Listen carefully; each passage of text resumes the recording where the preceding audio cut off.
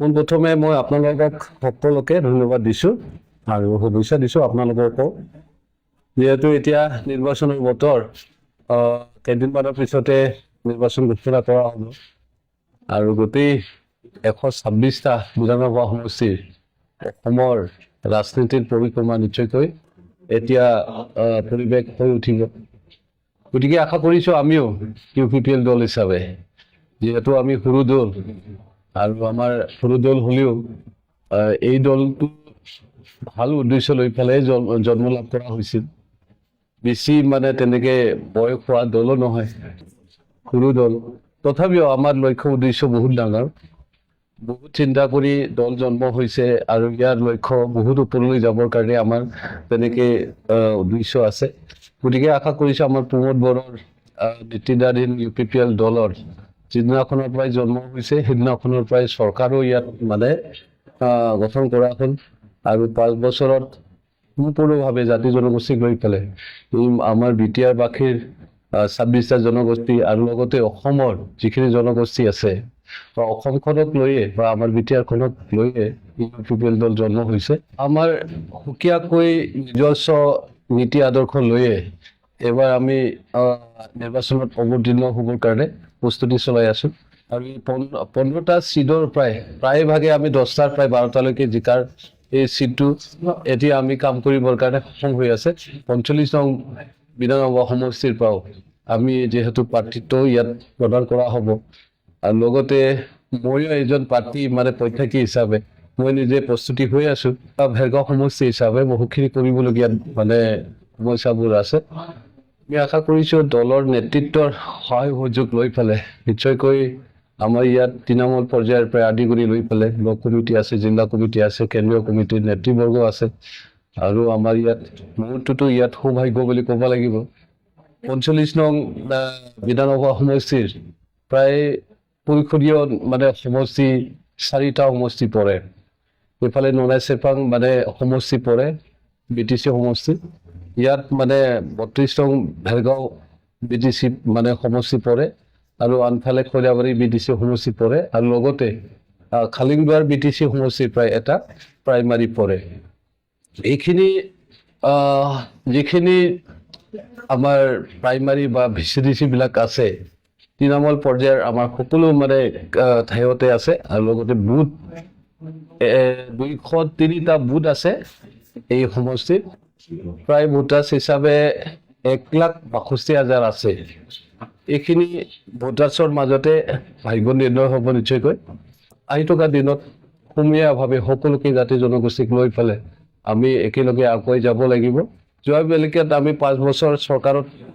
থকাৰ পিছতো কিছুমান কামটো কৰিব পৰা নাই যদিও নাই বুলিও আমি কিছু পাৰ্চেণ্ট আমি কৰিবৰ কাৰণে সক্ষম হৈছে আৰু কৰিব নোৱাৰা কিছুমান দফাবিলাককে এতিয়া কৰিবৰ কাৰণে আমি আকৌ নিশ্চয়কৈ দায়িত্ব ল'ব লাগিব।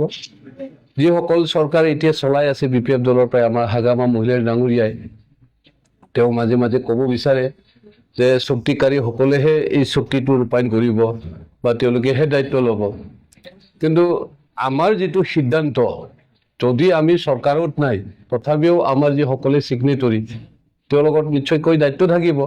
আৰু আমি অনুৰোধ কৰিব লাগিব যে যিসকল দায়িত্ব লৈছে চৰকাৰত মুৰব্বী হিচাপে তেওঁলোকে ৰূপায়ণ কৰাৰ স্বাৰ্থত কাম কৰিব লাগিব নিশ্চয়। আৰু ইয়াৰ লগতে যদি আমাৰো তেনেকে সুযোগ সুবিধাবিলাক আহি যায় ভৱিষ্যত নিশ্চয়কৈ যিসকলে দায়িত্ব লৈছে আগৰ পৰাই তেওঁলোকে নিশ্চয় কৰিব লাগিব। কিন্তু প্ৰকৃত অৰ্থত ক'বলৈ গ'লে যে BPF-এ যদিও এবাৰ নতুনকৈ আকৌ পুনৰ শাসনত আহিছে আৰু চৰকাৰ কৰিছে, তেওঁলোকৰ নীতি আদৰ্শ লৈ ফালে চৰকাৰখনৰ যিটো ব্যৱস্থাপনা আমি পূৰ্বতো দেখিবলৈ পাইছোঁ। তেওঁলোকে ইলেকশ্যন পাৰ্টি ফালে চৰকাৰ বনাইছে 15 বছৰ 3টা টাৰ্মছ, তাৰ আগতো ইণ্টাৰিমত আছিলে তেওঁলোকে আৰু তেওঁলোকে সেইটো সময়ত কেনেধৰণৰ চৰকাৰখন পৰিচালনা কৰিছিল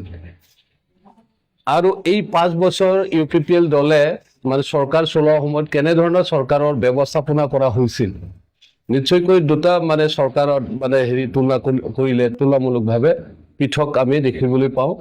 আনফালে কোনো পৰিকল্পনা নাই, আনফালে পৰিকল্পনা আছে। প্ৰমোদ বড়োৰ নীতিদাধীন চৰকাৰ এই 5 বছৰ যেনে ধৰণৰ চৰকাৰ চলালে মানুহবিলাকে এতিয়া হলাক লয় কাৰণ কিয় 3 বছৰহে মাত্ৰ চৰকাৰ চলাব পাইছে মানে 5 বছৰ চৰকাৰটো থাকিছিল যদিও 2 বছৰটো পূৰ্ণ কালতে একো কৰিব পৰা নাছিল 3 বছৰত বহুখিনি মানে বিটিচিৰ হস্তান্তৰ কৰা বিভাগবিলাকক লৈ ফালে এই ইউপিপিএল চৰকাৰে কৰিবৰ কাৰণে সক্ষম হৈছে বড়ো জাতিৰ কাৰণে বা বিটিআৰ বাসীৰ কাৰণেও মানে এটা বুৰঞ্জী বুলি ক'ব লাগিব বা এটো ইতিহাস বুলি ক'ব লাগিব মানে কোনো যুগত ইতিহাসতে নাছিল বা বুৰঞ্জীতে নাছিল যে বড়ো জনগোষ্ঠীৰ ভিতৰত এটা কোনো ঠাইৰ প্ৰায় তেনেকৈ প্ৰতিনিধি আমাৰ ভাৰতবৰ্ষৰ কাৰণে এই পাৰ্লামেণ্টত পঠোৱাটো তো পাৰ্লামেণ্টত এটা মৰ্যাদা পোৱাটো এইটো বড়ো জনগোষ্ঠীৰ কাৰণে খুব ভাগ্য বুলি আমি ক'ম আৰু সদৌ আমাৰ 15টা সিটত যিখিনি আমাৰ ক্যান্ডিডেট থাকিব আৰু বাহিৰতো যদি 6টা আমি ক্যান্ডিডেট প্ৰদান কৰা হয়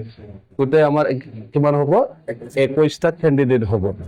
21টা ক্যান্ডিডেটৰ ভিতৰত আমাৰ নাই বুলিও 10ৰ প্ৰায় 12টা ক্যান্ডিডেট আমি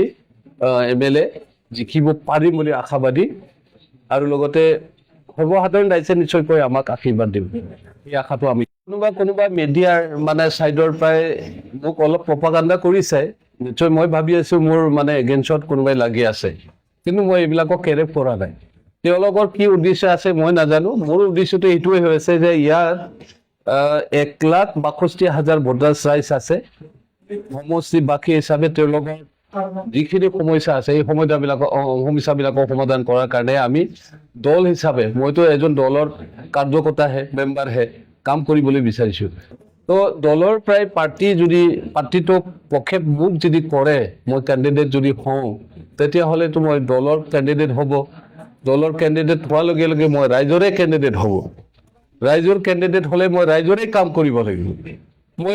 এই মিডিয়া বিলাকৰ কোনবা প্ৰপাগাণ্ডা কৰা কোনবা কিবা কোৱা কোনবা কিবা কৰিবলৈ বিচাৰা এইবিলাকৰ মোৰ চকু নাথাকিব তো তেওঁলোকে যদি কিবা বেয়া চকু মানে চাবলৈ বিচাৰিছে বা কিবা কৰিবলৈ বিচাৰিছে তেওঁলোকৰ কথা আমাৰ উদ্দেশ্য হৈছে আমি ৰাইজকে চাব লাগে তো ইয়াত নিশ্চয়কৈ থাকিব যে মই ইউপিপিএল দলৰ প্ৰায় মানে পাৰ্টি নিশ্চয়কৈ পাব পাৰে পাৰ্টিটো পোৱাৰ কাৰণে মোক কোনোবাই অলপ মানে বেয়া চকুৰে চাব বিচাৰিব পাৰে তাৰ কাৰণে হিটো সাইডৰ প্ৰায় কিবা কিবি প্ৰপাগাণ্ডা বিলাক আহিছে মাজতে আৰু মই ইউপিপিএলতে আকৌ পুনৰ মানে বিপিএমলৈ যাম বুলিও মানে কথাবিলাক ওলাইছে তো এইবিলাক একো ভিত্তি নাই যিখিনি ওলাইছে যিখিনি মানে প্ৰকাশ হৈছে যিখিনি পেপাৰ মিডিয়াই হওক বা তেনেকৈ প্ৰিন্ট মিডিয়াই হওক বা ইলেক্ট্ৰনিক মিডিয়াই হওক যিবিলাক কথাবিলাক চলি আছে এইবিলাক ভিত্তিহীন কাৰণ কিয় মই এটা দলৰ প্ৰায়হে আহিছো এটা দলত মই যেটো সময়ত এটা দলত মই যোগদান কৰিছো হিটো সময়তে নিৰ্বাচন আৰু বিটিসি নিৰ্বাচন আছে 2025 চনত হিটো সময়ত মই টিকিট মানে লাভ কৰা ব্যক্তি হয় মোকে টিকিট প্ৰদান কৰিলে হয় বিপিএমত এই সময়ত মই বাদ দি ফেলে এটা দলত আহিছো নিশ্চয় কাৰণ থাকিব এটা দলত মানে বাদ দি ফেলে এটা দলত আহিছে যেতিয়া মইতো এনে হোৱা নাই মই আহিছো ইয়াত এটা দলৰ নীতি আদৰ্শ ভাল পাইহে মই এটা দলৰ লগত যোগদান কৰিছো এই বুলি যে মই আজি বিপিএফ দলৰ নীতি আদৰ্শ বেয়া বুলি কেতিয়াও কোৱা নাই আৰু বিপিএফ দলে হিটো সময়ত যেতিয়া মই বিপিএফ দলৰ এজন মানে কৰ্মী আছিল সাধাৰণ সদস্য আছিল তেতিয়া মই বিপিএফ দলৰ নীতি আদৰ্শ বজাই ৰাখিয়ে বিপিএফ দলৰ কাৰণে কাম কৰিছে এতিয়া মই বিপিএফ নহয় মই ইউপিপিএল